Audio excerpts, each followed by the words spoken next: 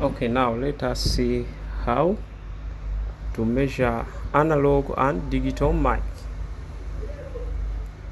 Here is what you should know. You put your meter in diode mode. I think everyone knows how to put meter in diode mode.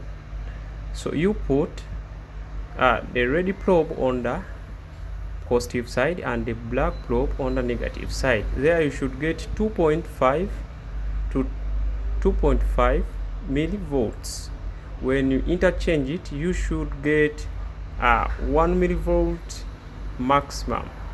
So that means the microphone is working fine. However, you should not base on the readings.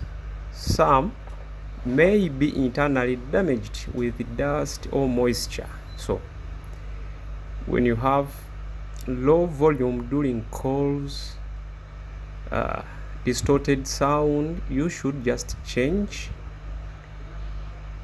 and put a new one. So that is a digital mic. Most of the times the two pins are sorting, they are ground. Okay, so you should put your red probe on the negative side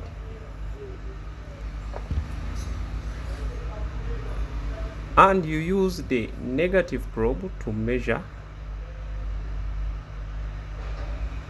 You put your red probe to the ground and you use your negative probe to measure. So the meter should be also in diode mode. So as you can see, that is ground, all of them they sort. So now let us look into details. The microphone receives the sound waves as we speak and then converts them into waves. Okay, so that is a microphone and that is its use. So analog microphones, there are types of condenser microphone that has a permanent polarized capsule. So you can go ahead and read and understand more as you can see in the picture. So let's go ahead and I talk about the digital. The digital microphone are also called MEMS. So this kind of microphone, it is a mic with a pressure sensitive diaphragm inched into a silicon wafer via MEMS. If you don't know what MEMS, MEMS, I can say